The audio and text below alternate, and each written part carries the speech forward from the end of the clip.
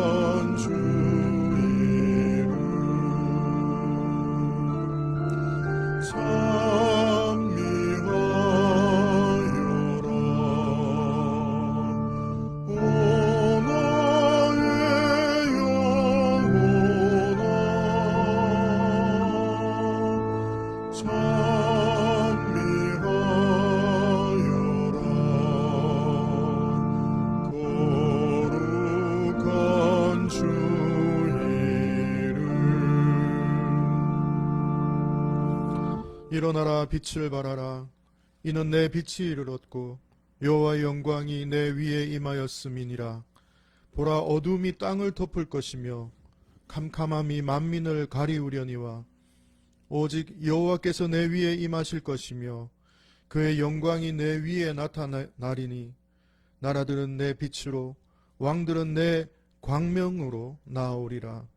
자비하신 하나님, 예수 그리스도께서는 천대받던 약자들, 여인들, 어린이들, 이방인들에게 항상 관심을 베푸셨습니다. 주님께서 관심하시는 낮고 외진 곳으로 우리의 눈길을 이끌어 주십시오.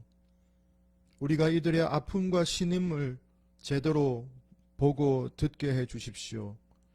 우리의 손과 발이 주님의 사랑을 전하는 아름다운 도구가 되게 해 주십시오. 우리 공동체가 어둠을 밝히는 빛이 되게 해 주십시오. 주님, 차가운 바람이 한 주 내내 휘몰아쳤습니다. 매서운 바람을 온몸으로 맞으며 밖에서 일해야 하는 이들, 한대에서 쪼그리고 잠을 청해야 하는 이들에게 주님의 따뜻한 손길을 전해 주십시오. 주님, 힘없고 약한 존재를 아무렇지도 않게 짓밟고 자기의 욕망에 따라 군림하는 이들을 벌하여 주십시오. 어둠 속에서 학대받는 이들의 억울함을 신원하여 주시고 이들에게 새 삶의 길을 허락해 주십시오. 이 예배를 통해서 그 빛이 우리 안에 비치게 해 주십시오.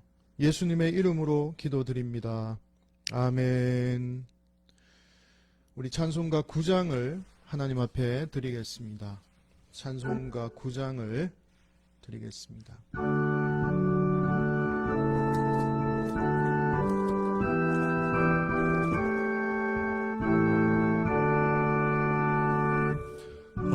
하늘에 가득 찬 영광의 하나님,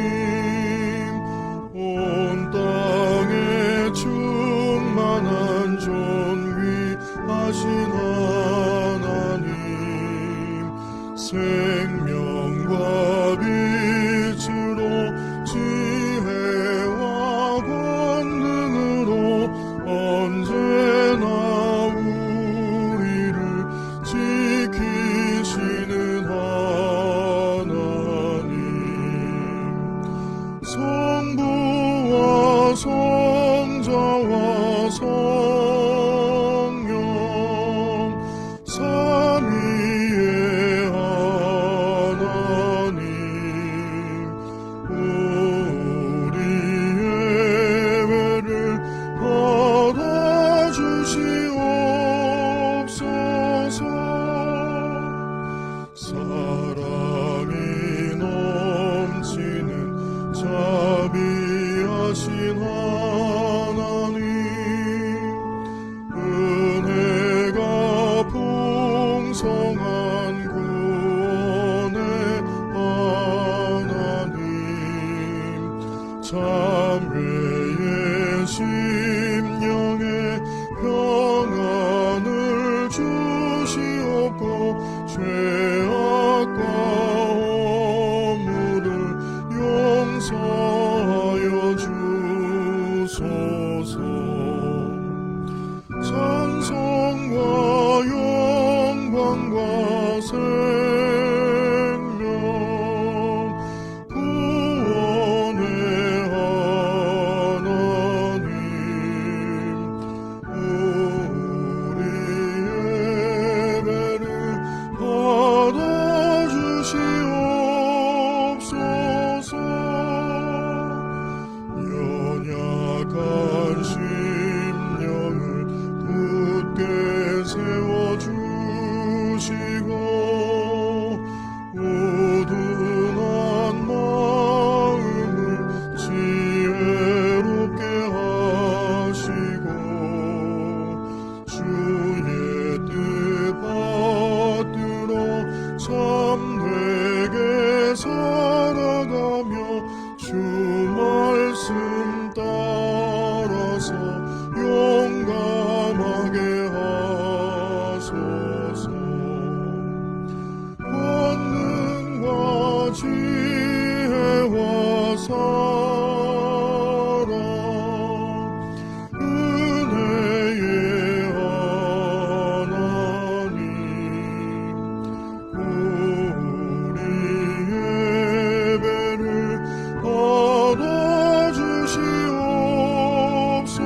받아주시옵소서. 주 앞에 나올 때 우리 맘이 기쁘고 그 말씀 힘되어 새 희망이 솟는다.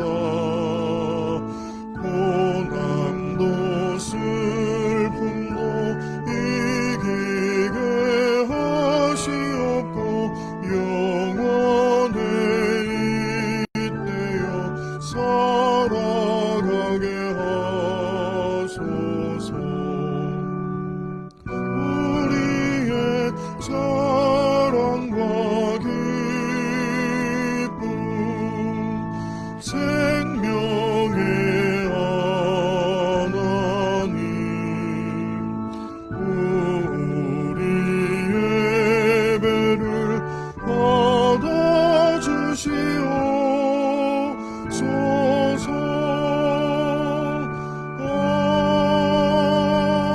아멘. 이 시간에는 침묵으로 참회 기도를 드리는 시간입니다. 주연절 기간입니다. 하나님 아버지의 뜻을 이루기 위해 순종하신 예수님의 모습을 생각해 봅니다. 내 뜻을 고집하고 내 마음이 이끄는 대로만 살았던 죄를 주님 용서해 주십시오. 빛된 삶을 살지 못한 우리의 모습을 돌아보며 겸손한 믿음으로 우리의 죄를 하나님께 고백하겠습니다.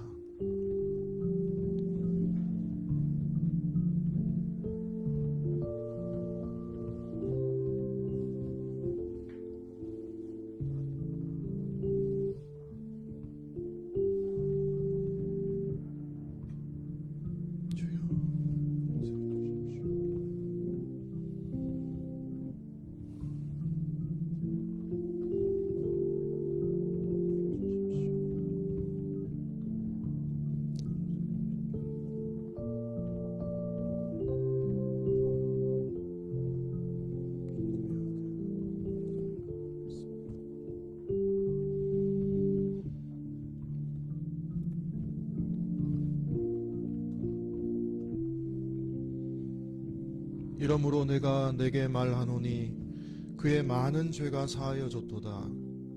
이는 그의 사랑함이 많음이라. 아멘.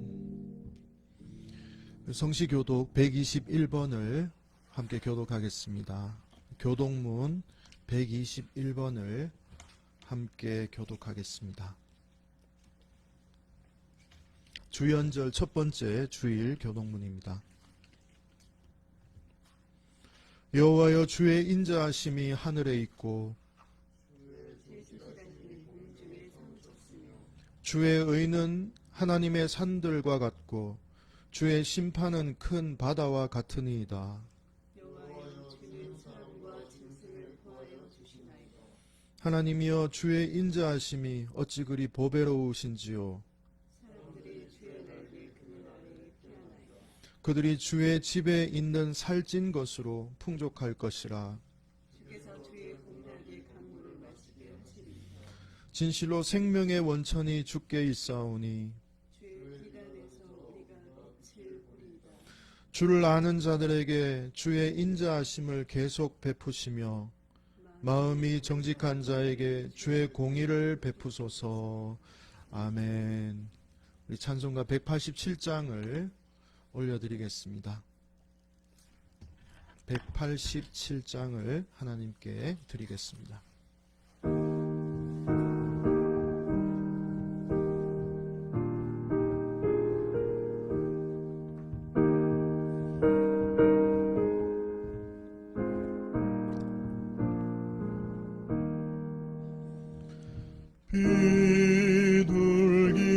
비둘기같이 온유한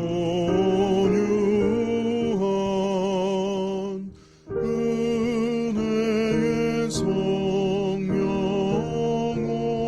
오셔서 거친 맘 어루만지사 위로와 평화 주소서.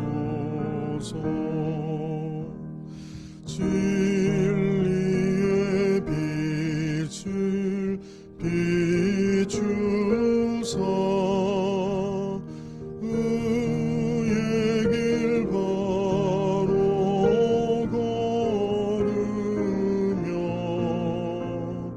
주님을 옆에 모시고 경건히 살게 하소서. 주님과 동행하면서 거룩한 길로 행하며 진리의 예수 붙잡고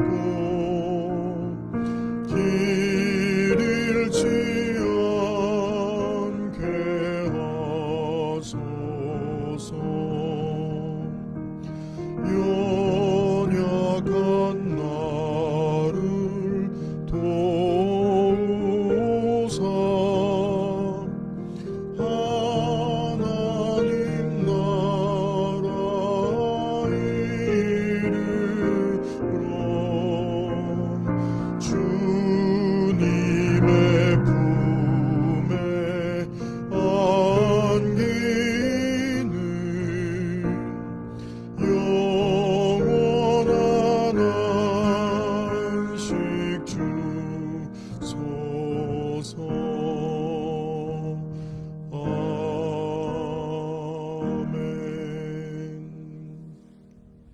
네, 오늘 우리에게 주신 하나님의 말씀은 마가복음 1장 4절에서 11절 말씀입니다. 마가복음 1장 4절에서 11절까지 말씀입니다. 제가 7절까지 읽고 여러분들은 8절부터 마지막까지 11절까지 읽으시면 되겠습니다. 제가 먼저 읽겠습니다. 세례 요한이 광야에 이르러 죄사함을 받게 하는 회개의 세례를 전파하니 온 유대 지방과 예루살렘 사람이 다 나아가 자기 죄를 자복하고 요단강에서 그에게 세례를 받더라. 요단은 낙타털 옷을 입고 허리에 가죽띠를 띠고 메뚜기와 석청을 먹더라. 그가 전파하여 이르되 나보다 능력 많으시니가 내 뒤에 오시나니 나는 굽혀 그의 신발끈을 풀기도 감당하지 못하겠노라.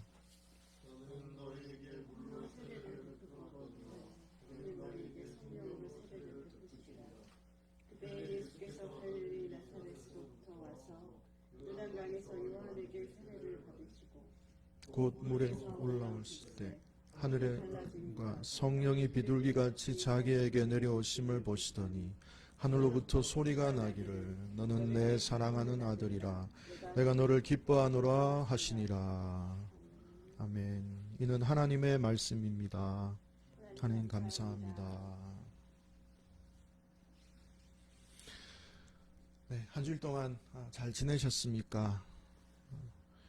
이 주보에는 하늘이 갈라지고 성령이 비둘기같이 라고 되어 있는데 조금 바꿔봤습니다. 예수님의 세례와 메시아의 길이라는 제목으로 하나님의 말씀을 여러분들과 함께 나누겠습니다.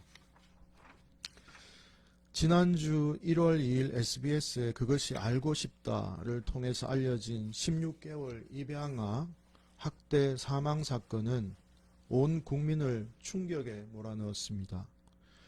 무엇보다 입양아를 학대한 부모들이 개신교 목사 집안의 자녀이고 기독교 대학을 나오고 남편은 기독교 방송국에서 근무하는 것으로 알려지자 분노는 폭력을 가한 양부모와 그 집안을 넘어서 개신교 전체를 향하고 있는 모습입니다. 사랑 없음, 생명 없음의 세상을 치유해야 할 우리 그리스도인들이 오히려 그 전형이 되어가고 있는 것처럼 보여서 동시대를 살아가는 목회자로서 끝없는 미안함으로 깊은 성찰의 시간을 가지게 됩니다.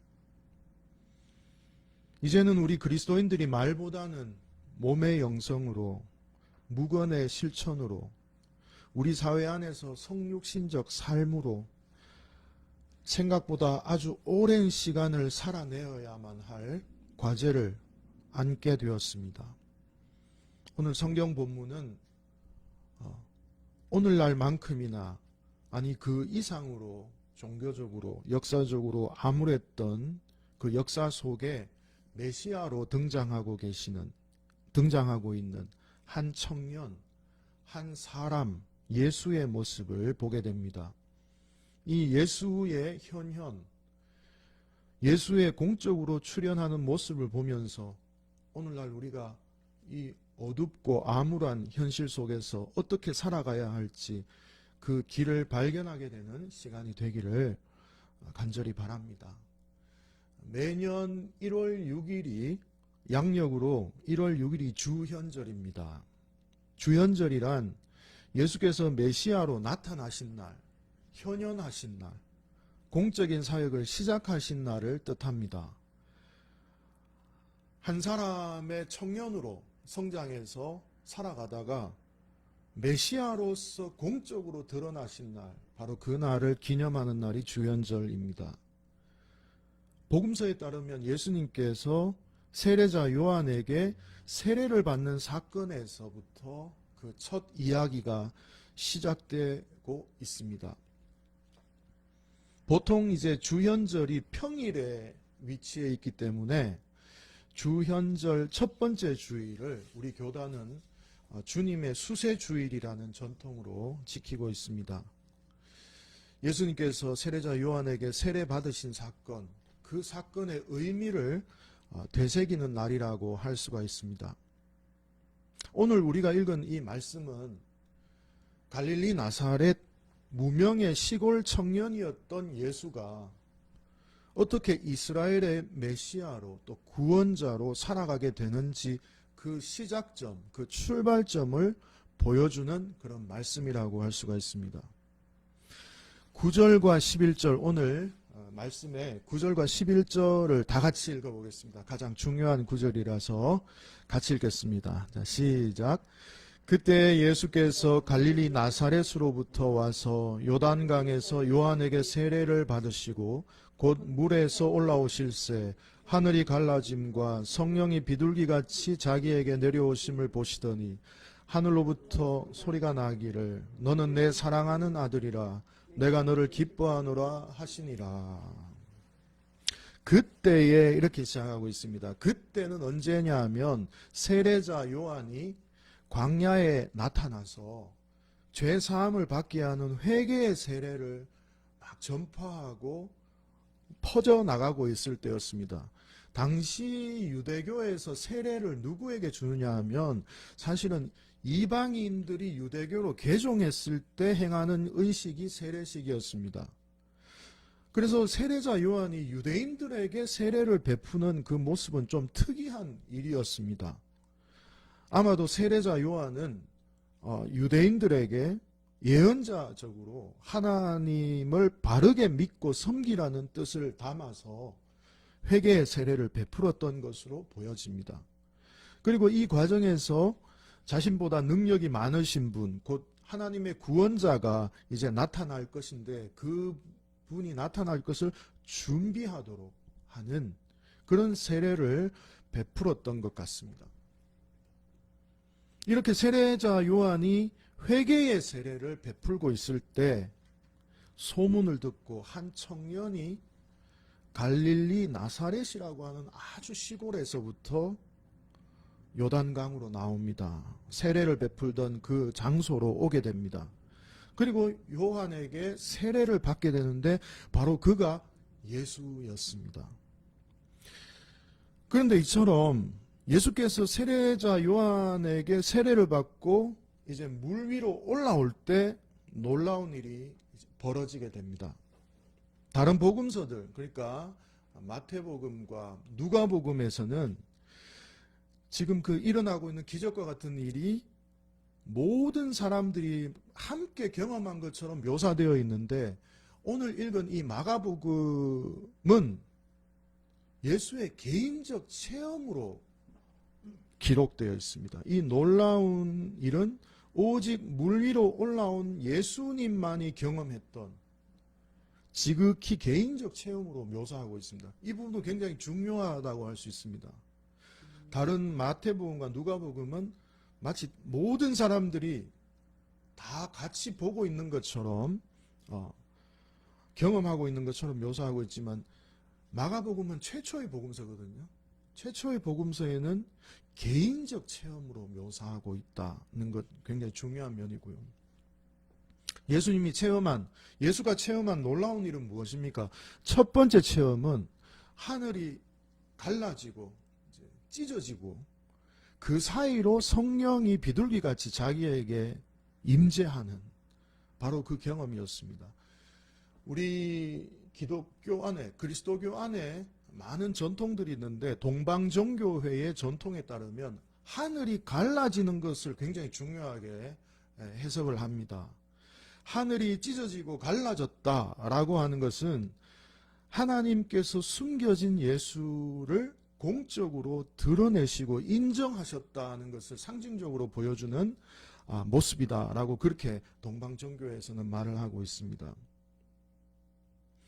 예수 안에 가려져 있었던 하나님의 신비가 사람들에게 밝혀 보여주는 순간 바로 그것을 하늘이 갈라졌다라는 표현으로 성경이 기록하고 있다라고 그렇게 보는 것입니다.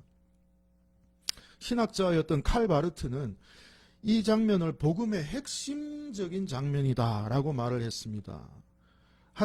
성자 하나님께서 하늘 높은 곳에 계시기를 원하지 않으시고 유한한 이 피조 세계에 눈으로 보이고 귀로 들려지기 위해서 이 땅의 가장 낮은 곳으로 오셨음을 이제 공적으로 드러내는 사건, 바로 그 장면이기 때문에 너무나 중요한 장면이다라고 그렇게 복음의 핵심적 장면이라고 그렇게 언급을 했습니다. 그리고 이어지는 그 다음 장면은 성령이 비둘기같이 임재하는 모습입니다.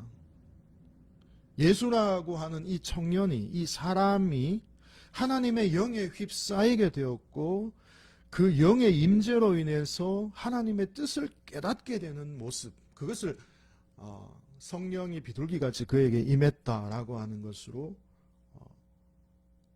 표현을 했다라고 볼 수가 있습니다. 깨달음의 순간이죠. 하나님의 사명을 깨닫는 순간이라고 할 수가 있습니다. 그리고 또 다른 체험이 이제 나오고 있는데, 갈라지고 찢어진 그 하늘 사이에서 하나님의 음성이 예수에게 들려집니다.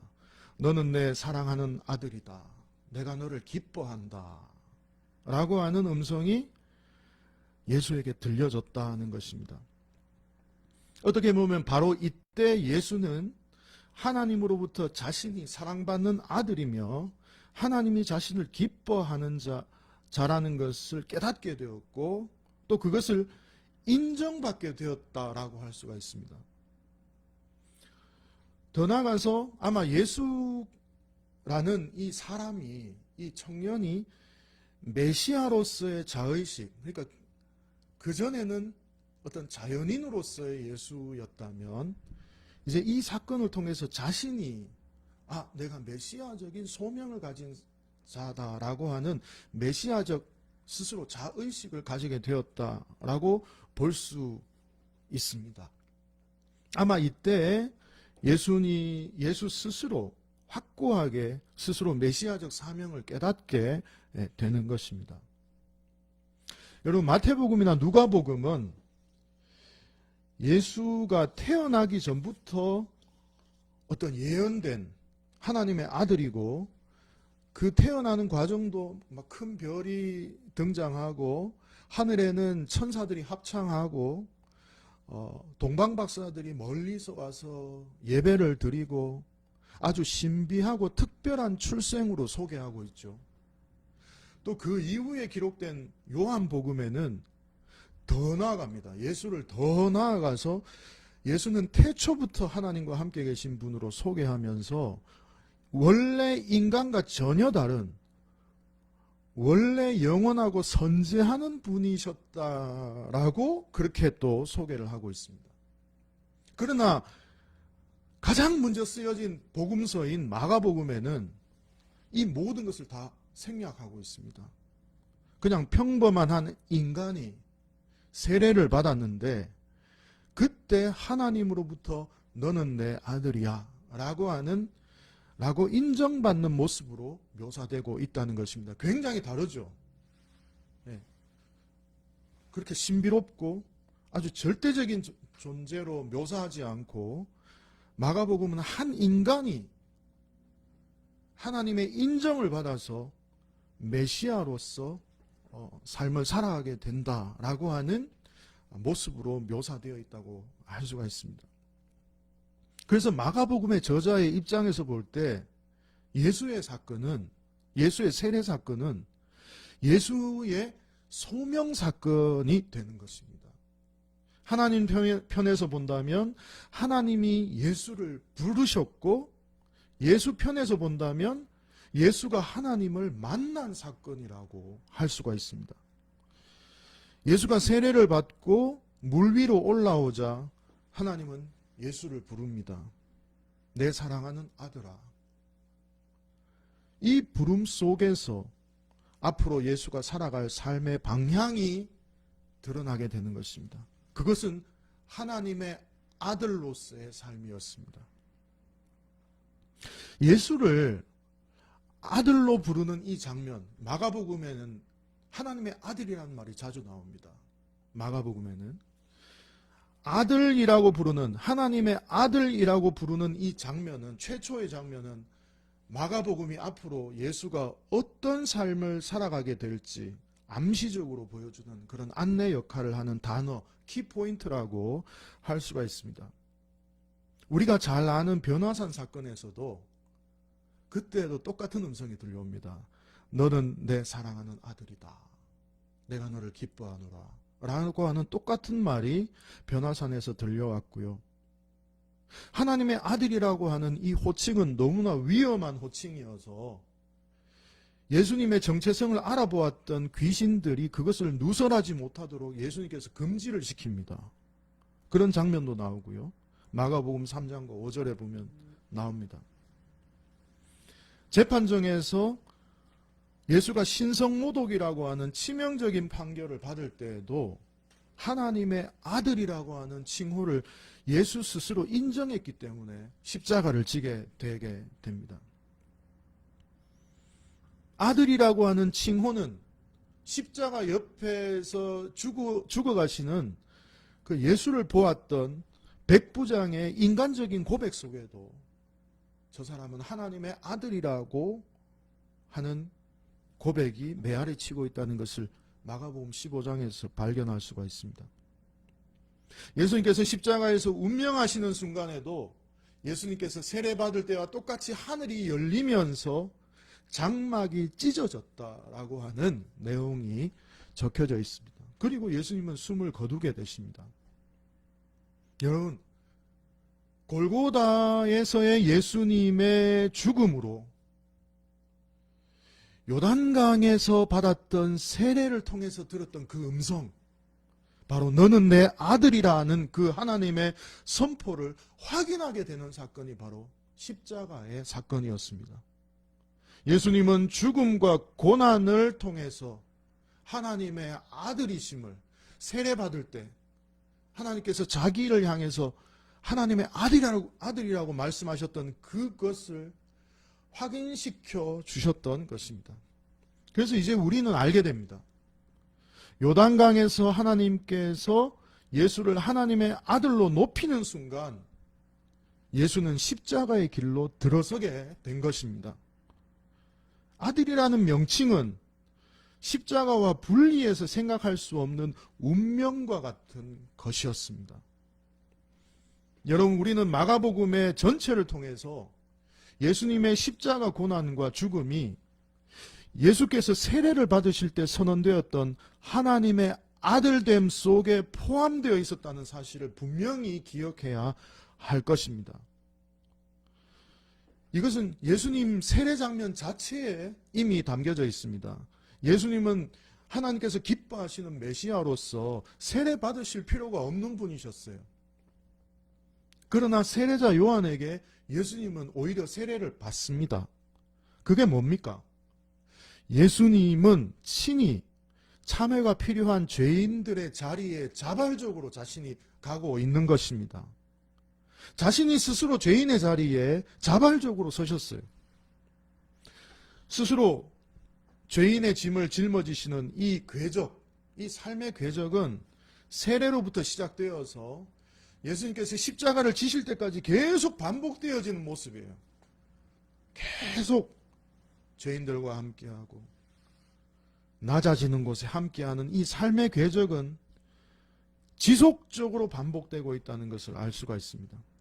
고난 없이는, 바로 그 모습 없이는 메시아의 왕관도 없다는 사실을 예수님의 삶을 통해서 우리는 철저하게 깨닫게 됩니다. 그 출발이 바로 예수님께서 친히 세례를 받았다는 것입니다. 하나님의 아들이란 어떤 존재일까요? 우리는 보통 하나님의 아들, 일반적으로 하나님의 아들이라고 하면 신적인 능력을 발휘하고 어마어마한 힘을 가지고 있고 세상 모든 것을 통치하는 존재로 알려져 있습니다. 그게 하나님의 아들이죠. 보통 알고 있는. 그러나 원래 이 하나님의 아들의 본질은 하나님의 뜻을 세상에 드러내고 펼쳐나가는 존재라고 할 수가 있습니다. 이 세례를 통해서 이 체험, 하늘이 열리고 성령이 자신에게 임하고 하나님의 음성과 명령을 받은 이 예수는 하나님의 뜻에 철저하게 순종하는 삶을 그때부터 이제 살아가게 됩니다.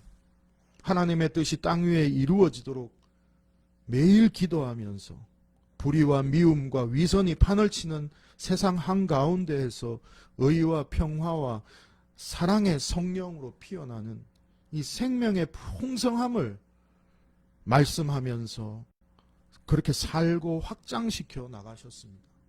곧 하나님의 나라를 이루는 삶을 위해서 자신의 삶을 온전히 던지시는 메시아로서 살아가게 되었습니다. 걸림돌도 많았고 많은 박해와 비방을 받기도 하였습니다. 심지어 가까운 가족과 친족에게도 외면을 당했습니다. 계속 그렇게 살면 죽을 수도 있다는 주변의 협박도 받았습니다. 때론 그런 반대와 비방에 직면할 때 예수님은 흔들리기도 했습니다. 이 잔을 내게서 옮겨달라고 땀방울이 핏방울이 될 때까지 겟세마네 동산에서 기도하기도 했지만 그때마다 예수를 다시 일으켜 세운 말씀은 세례 받았을 때 하늘에서부터 성령의 감동 속에 들려졌던 그 소리, 너는 내 사랑하는 아들이야, 나는 너를 기뻐해 라고 하는 그 말씀을 기억하면서 뚜벅뚜벅 메시아의 삶을 살아갔던 것입니다. 예수님은 이른 새벽에 동산에 올라서 홀로 매일 기도할 때마다 저는 이 음성을 매일 기억하고 들었을 것이라고 저는 생각합니다. 너는 내 사랑하는 아들이야. 네가 행하는 모든 일은 다 내 뜻이야. 나는 너를 자랑스럽게 생각해. 너는 내 기쁨이야. 그래서 마지막 십자가 위에서 마지막 호흡으로 숨을 거두실 때 다 이루었습니다. 우리의 말로 하나님 이제 그들의 값을 다 치루었습니다 라고 말할 수 있었던 것은 끊임없이 자신의 내면 속에 들려졌던 너는 내 사랑하는 아들이야. 나는 너를 기뻐해. 네가 행하는 모든 것은 나의 뜻이야 라고 하는 그 음성을 늘 내면에 되새기면서 하나님의 아들로서의 삶을 충실하게 살아내었던 것입니다. 오늘 우리는 이 예수님을 하나님의 아들로 믿고 고백하는 사람들이죠. 이 지금 예배드리고 있는 저와 여러분들은 모두 하나님의 아들 예수님을 고백하는 사람들입니다. 예수께서 세례를 받으시고 성령의 임재 속에 거하신 사건은 예수님의 개인적 사건으로 끝나는 사건이 아니라 바로 그 모습을 통해서 우리에게 똑같은 은총을 우리에게 덧입혀 주시기 위함이었습니다. 교회는 전통적으로 세례를 베풉니다. 우리가 세례를 받는 것은 예수 그리스도와 연합하는 행위이고 그분과 하나가 되어서 예수와 함께 성령의 임재 속에서 살아가기 위함인 것입니다. 예수의 세례 속에 그분이 앞으로 살아가면서 감내해야 할 순종의 고통의 사역의 그 시작을 포함하고 있다면 우리가 받은 세례도 사실은 우리도 예수와 똑같이 우리 자신을 부인하는 삶을 포함하고 있다는 사실을 명백하게 기억해야 할 것입니다. 세례를 통해서 우리에게 열리는 길은 내 몫의 십자가를 지고 나의 생명을 내어줌으로 생명을 얻게 된다는 바로 그 진리의 길을 걸어가는 그 길 위에 서게 되는 것입니다. 요한복음은 영접하는 자, 그 이름을 믿는 자에게는 하나님의 자녀가 되는 권세를 주셨으니 라고 말씀하십니다. 너희들이 예수라고 하는 그분을 하나님의 아들로 믿는다면 하나님의 아들이시요 하나님의 뜻을 이루는 삶을 사셨던 분으로 믿고 너희들이 고백한다면 너희들도 하나님의 아들이고 딸이다 라고 하는 말입니다. 그래서 너희들도 하나님의 아들과 딸답게 살아야 해 라고 하는 말이 이 말 속에 포함되어 있는 것입니다. 영접하는 자, 곧 그 이름을 믿는 자들에게는 하나님의 자녀가 되는 권세를 주셨으니 사람들은 이 말 듣고 좋아하죠. 아, 나 하나님 믿었으니까 나 하나님 자녀 됐어. 축하해줘. 즐거워하죠. 그러나 이 고백 속에 하나님의 자녀가 된다는 이 고백 속에 우리도 동일하게 예수님과 같은 그 길을, 진리의 길, 자기 부인의 길을 걸어가야 한다는 사실이 포함되어 있다는 사실을 우리는 잊고 살아갈 때가 참 많은 것 같습니다. 함석헌 선생님께서 어느 날 사람들과 함께 모여서 대화를 나누는 중에 옆에 누군가가 독일에서 유학하고 있는 그 안병무 박사님의 편지가 이제 도착을 했습니다. 아마도 안병무 박사님께서 독일에서 또 공부도 하면서 또 그 현실을 보면서 많이 힘드셨던 모양입니다. 그래서 그 편지의 내용에는 세상이 빛이 없는 것처럼 보이고 암울하다는 것이었습니다. 그 편지를 받고 그 편지 내용을 사람들에게 보여주면서 호통치듯이 함석헌 선생님이 이런 말을 했다고 합니다. 원래 세상에는 빛이 없어. 네 안에 빛이 있으면 세상에 빛이 있는 것이고 너 안에 빛이 없으면 세상에 빛이 없는 거야. 라고 말했다는 것입니다. 전유라는 말이 아닐 수가 없습니다. 예수님은 빛이 없는 암울한 시대에 그렇게 하나님의 아들로 부름받아서 뚜벅뚜벅 자신에게 주어진 사명, 생명과 사랑, 평화와 하나님 나라를 펼치는 일에 삶을 들이셨습니다. 우리 잠시 멈춰서서 생각해 봤으면 좋겠습니다. 우리가 가진 첫 부르심이 무엇인지 기억해 봅시다. 하나님께서 우리에게 기대하시는 일이 무엇일까요? 내가 너를 기뻐한다는 그 음성이 무엇을 의미하는 것인지 깊이 생각해 보시기를 바랍니다. 오늘 우리에게 지금 말씀하십니다. 내가 너를 사랑해. 너는 내 기쁨이야. 라고 하는 하나님의 음성 속에 담긴 나를 향한 하나님의 뜻이 무엇인지 생각하시는 저와 여러분이 되시기를 바랍니다. 기도하겠습니다. 자비로우신 주님, 빛이 보이지 않는 시대를 살아가고 있습니다. 아니, 우리 그리스도인들이 그 빛을 숨기고 있는 시대를 살아가고 있습니다.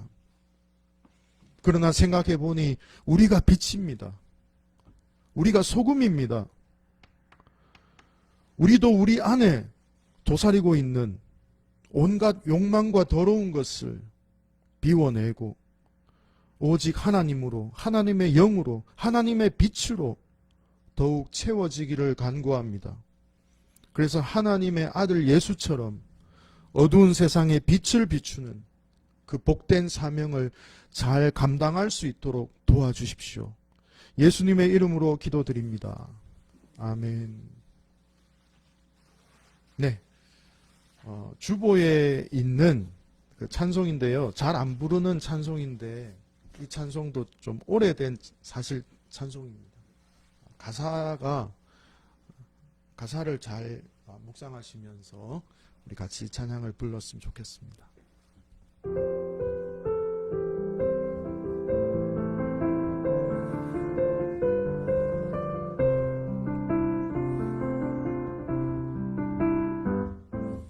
온유와 위엄, 인성과 신성, 완전한 조화를 이루셨네. 영원하신 주 육신을 입으사 겸손히 무릎 꿇고 발을 씻기셨네. 오 놀라워라 온유와 위엄,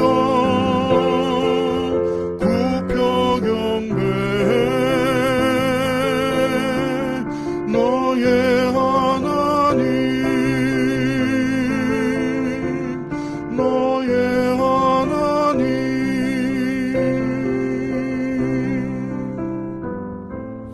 하나님 본체 무죄한 주님, 십자가 죽기까지 복종하셨네. 생명을 주시려 십자가 달리사 저들을 용서하소서 기도했네. 오 놀라워라 온유와 위엄 굽혀 경배해 너의 하나님 너의 하나님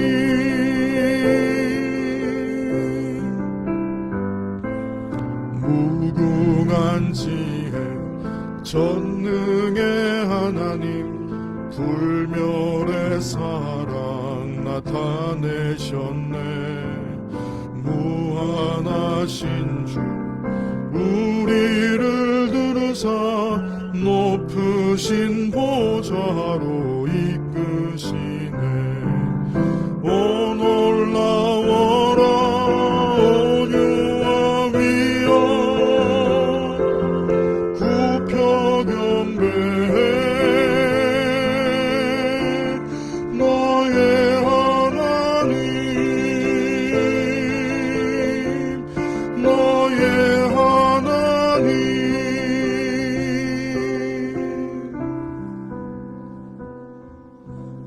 네, 공동 축도로 예배를 마치겠습니다. 주보를 참조하셔서 함께 공동 축도를 나누겠습니다. 주님이 그대 앞에 계셔서 그대에게 바른 길 보이시기 바랍니다. 주님이 그대 곁에 계셔서 그대를 팔로 껴안아 지키시기 바랍니다. 주님이 그대 뒤에 계셔서 못된 사람들의 나쁜 계획에서 그대를 보전하시기 바랍니다. 주님이 그대 아래에 계셔서 그대가 떨어지면 받아주시고 덫에서 끄집어내시기 바랍니다. 주님이 그대 안에 계셔서 그대가 슬퍼할 때 그대를 위로하시기 바랍니다. 주님이 그대 둘레에 계셔서 남들이 그대를 덮칠 때 막아주시기 바랍니다. 주님이 그대 위에 계셔서 그대에게 복 주시기 바랍니다. 이처럼 그대에게 은혜로우신 하나님이 복 주시기 바랍니다. 주 예수 그리스도의 은혜와 하나님의 사랑과 성령의 사귐이 우리 모두와 영원히 함께 하시기를 축원합니다. 아멘.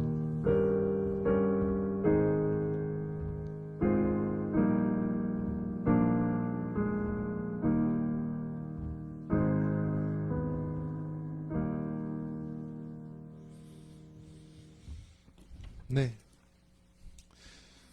교회 소식을 함께 나누겠습니다. 날씨가 많이 추운데 다들 건강하게 잘 지내시는지 모르겠습니다. 건강 잘 지키시고요. 또 바이러스로부터도 항상 자신을 잘 지켜내시길 바랍니다. 늘 기도합니다. 오늘은 주현절 후 첫 번째 주일, 주님의 수세 주일이고요. 하나님 말씀 함께 나누었습니다.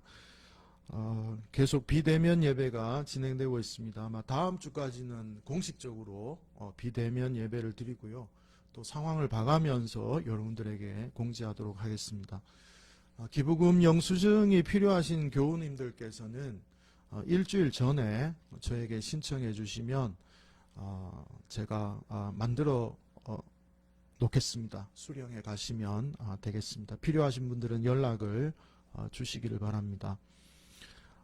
공동의회가 예결산을 위한 공동의회가 최소 한 번 정도는 필요합니다. 그래서 1월 17일 2021년 예결산을 위한 공동의회를 함께 개최하도록 하겠습니다. 모이지는 못하기 때문에 주일 예배를 드린 후에 줌으로 진행하려고 합니다. 꼭 참석해 주시면 감사하겠습니다. 그리고 우리 그 담담 책방에서 북콘서트가 열립니다. 목회윤리연구소에서 이제 주최하는데요. 이번에 새로 나온 책이 있습니다. 새로 쓰는 신도의 공동생활.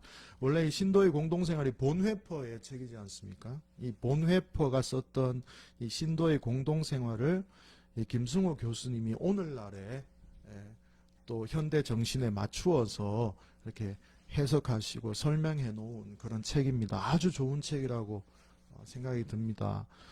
교수님 직접 이곳에 모시고 온라인으로 유튜브 라이브로 이제 진행을 하는데 우리 교우들께는 제가 카톡방에 그 주소를 유튜브 주소를 함께 공유하도록 하겠습니다. 시간 되시는 분들은 꼭 오셔서 귀한 이 강연회에 여러분들 참여하시면 좋겠습니다. 1월 생일 축하자가 있습니다. 마음으로 박수를 쳐주시면 감사하겠습니다. 우리 지난 주간에 우리 아리 교우님, 민열기 교우님 생일이었습니다. 오늘 김지연 교우님께서 생일이십니다. 예. 리스톤이 누군지 모르겠는데 22일 날이시고요. 박인술 교우님 31일 날 그렇게 생일이라고 합니다. 우리 곁에 귀한 분들 보내주셨습니다. 하나님께서 우리가 그분들을 감사하고 또 이렇게 축복했으면 좋겠습니다. 그 외의 주보는 내용은 참조하시면 되겠습니다. 이번 한 주간도 또 잘 보내시고요. 날씨가 참 많이 추운 것 같습니다. 따뜻하게 건강하게 잘 지내십시오. 박수로 우리 같이 치면서 마치도록 하겠습니다. 네.